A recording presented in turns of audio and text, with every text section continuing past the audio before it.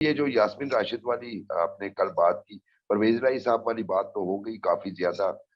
مظاہر نقوی صاحب کے حوالے سے، چونکہ جج ہیں میں کچھ کہنا نہیں چاہتا، اگرچہ میں کچھ ڈیٹیلز ان کے بارے میں جانتا ہوں، لیکن بہرحال وہ بھی بینیفیشری ہیں بہت ساری چیزوں کے، اور جس طریقے سے بندیال صاحب انہیں لے کے گئے ہیں، اور وہ بھی ایک علیحدہ سے داستان ہے، لیکن میرا خیال ہے کہ اسے کسی اور وقت کے لیے اٹھا رکھیے۔ ہم اس پہ آتے ہیں، یاسمین راشد صاحبہ کا اتنا کنسرن کیا ہے اس وقت لاہور کی جو پریکٹیکلی جو آن گراؤنڈ سچویشن ہے، وہ ایک تو یہ ہے کہ روز پولیس ایک راؤنڈ کرتی ہے زمان پاک کا، اچھا اس کے پیچھے جو پرپز ہوتا ہے وہ ایک سیکیورٹی بھی ہوتا ہے، یہی نہیں کہ جب بھی وہ جاتے ہیں عمران خان صاحب کو گرفتار کرنا ہوتا ہے، لیکن لاہور کی گراؤنڈ ریئلٹی یہ ہے کہ اس وقت ہمارے ایک بڑے سینئر آفیسر ہیں بلال صدیق کمیانہ، وہ سی سی پی او ہیں، جبکہ ڈوگر صاحب غلام محمود ڈوگر صاحب ان کو کورٹ نے کہا ہے کہ ان کا ٹرانسفر جو ہے وہ ٹھیک نہیں ہے، سپریم کورٹ نے۔ اب ڈوگر صاحب کا بیک گراؤنڈ تھوڑا سا میں آپ کو بتا دوں، شہباز شریف جب چیف منسٹر تھے اس وقت برکی میں ایک خاتون کے گھر پہ کوئی قبضہ ہو گیا تھا، ان خاتون نے درخواست دی چیف منسٹر کو، جب انکوائری اس پہ ایک انکوائری کمیٹی بٹھائی شہباز شریف نے، انکوائری کمیٹی نے لکھا جی اس قبضے کے ریسپانسبل ڈوگر صاحب ہیں، جس کے بعد شہباز شریف نے اپنے ایک سمری میں لکھا کہ ڈوگر صاحب کو فیلڈ پوسٹنگ نہ دی جائے۔ تو ایک تو یہ تھوڑا سا جس کی وجہ سے ڈوگر صاحب خلاف ہو گئے شہباز شریف صاحب کے، جو ہی پرویز الہی صاحب چیف منسٹر آئے تو ان کو لگا دیا گیا سی سی پی او، اور انہوں نے پھر وہ تاک کے جو ایکشنز کیے ہیں پی ایم ایل این کے یہاں پہ، وہ کوئی چھپے ہوئے تو نہیں ہے، یا ہم یہ نہیں کہہ سکتے کہ وہ ان بائسڈ تھے ہوئے، اور پھر عمران خان صاحب کے ساتھ ملاقات کرنی، اور پھر پرویز الہی صاحب اور تھپکیاں انہیں دینا کہ ویری ویل ڈن، تو وہ سارا کچھ انہیں کنٹروورشل کر دیتا ہے۔ اور مزے کی بات یہ ہے کہ ڈوگر صاحب نے ایکچولی ایک اور بھی کیا، یہ اپریل 23 کو غالباً ریٹائر ہو رہے ہیں، اور انہوں نے ایک درخواست دی جو اسٹیبلشمنٹ ڈویژن میں کہ جناب علی مجھے میرا آئی ڈی کارڈ جو ہے اس پہ ڈیٹ آف برتھ غلط لکھی ہوئی ہے، مجھے 2 سال کی یہ اس میں ترمیم کی جائے، میرا real date of year of birth یہ ہے، جس پہ انہوں نے بھیج دیا سروس ٹریبیونل کو کہ جناب علی یہ انٹرٹین نہیں کی جا سکتی، پھر ڈوگر صاحب نے بھی وہاں پہ اپیل کی۔ تو ابھی کی مجھے اطلاع ملی ہے 2-3 دن پہلے جو اسٹیبلشمنٹ ڈویژن ہے انہوں نے سپریم کورٹ کی ایک رولنگ کا حوالہ دیا ہے کہ کسی بھی سرکاری افسر نے اگر اپنے ریکارڈ میں یعنی شناختی کارڈ میں رد و بدل کروانی ہے تو وہ 2 سال کے اندر اندر کروا سکتا ہے، یہ نہیں ہو سکتا کہ وہ جب ریٹائرمنٹ کی ایج کو پہنچے تو اس وقت وہ رد و بدل کروائے۔ سو صورتحال یہ ہے کہ اپریل میں انہوں نے ریٹائر ہو جانا ہے، اور آج ایک اور بڑی اہم بات ہوئی کہ آج ہی آئی جی پنجاب نے جو میٹنگ سیکیورٹی میٹنگ کی ہے وہ انہوں نے سی سی پی او آفس میں بلال صدیق کمیانہ کے ساتھ کی ہے، which is a loud and clear message to Ghulam Mahmood Dogar and Imran Khan and P T I and Pervaiz Elahi کہ جناب سی سی پی او پریکٹیکلی بلال صدیق کمیانہ ہی ہے۔ سو یہ جو بیوروکریسی میں ہمیں نظر آتی ہے ریفٹ اور پارٹیزن ہونا،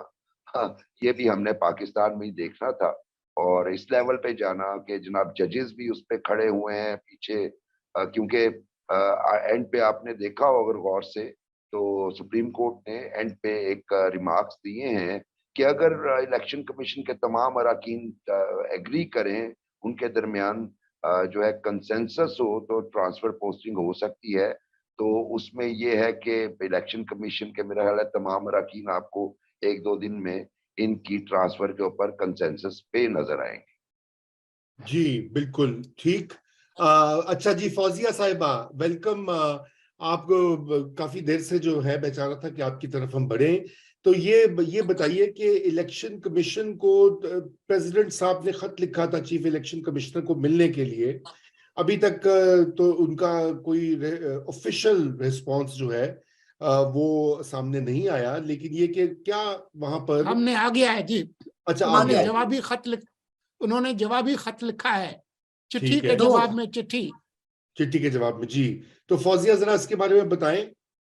اچھا رضا تھینک یو، ہم نے نا اپنے कुछ दिन पहले के प्रोग्राम में ये बात बहुत तफसील से की थी जब लाहौर हाई कोर्ट जजमेंट दी थी कि किस तरह आइन और इलेक्शन एक्ट जो है वो किस किस को क्या पावर्स देता है। मेरे ख्याल में आज हमें दोबारा उसको थोड़ा सा रिएक्टिवेट करने की जरूरत है, उसकी कॉन्स्टिट्यूशनल और लीगल कॉनोटेशन को। तो मैं सदर पाकिस्तान से शुरू करना चाहूंगी। देखिए सदर पाक, कुछ हमारे मुल्क में आईनी इदारे हैं और उनमें जो अशखास बैठे हैं, जो पर्सनालिटीज हैं, once they are appointed, B it president of Pakistan हो या वो चीफ इलेक्शन कमिश्नर हो, तो उनकी इंडिविजुअलिटी जो है ना वो पसे पर्दा चली जाती है और वो जिस आईनी इदारे को रिप्रेजेंट कर रहे होते हैं उसका स्टेचर उनको बाहर लाना बहुत जरूरी होता है। और what ever they do it is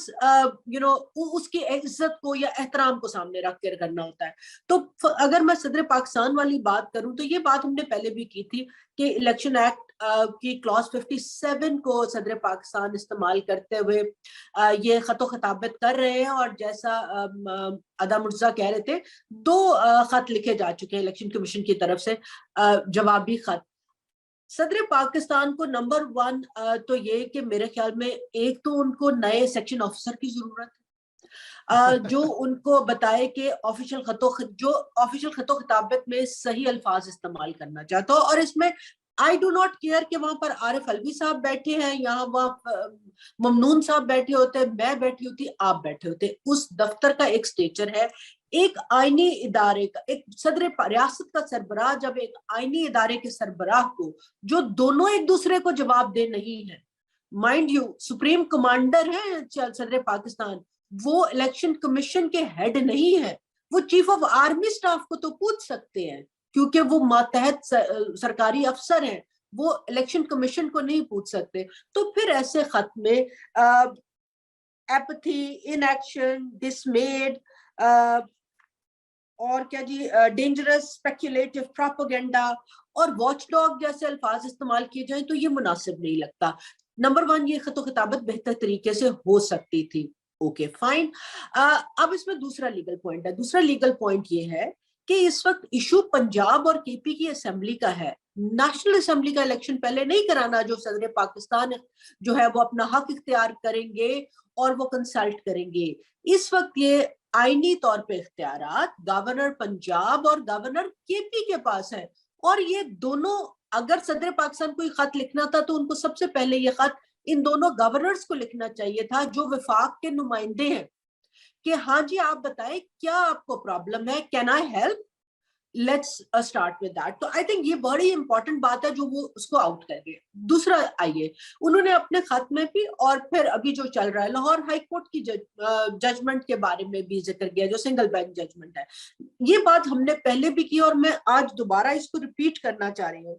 कि अदालत के पास आइन को दोबारा लिखने का इख्तियार नहीं है और ना ही अदालत के पास ये इख्तियार है कि वो अदालती मार्शल लॉ लगा दे जुडिशल विजिलेंटिज्म के अंदर। और मैं बहुत रिस्पेक्ट से ये बात कर रही हूँ क्योंकि हमारी अदालत का काम है, अगर आइन में इब्हाम मौजूद हो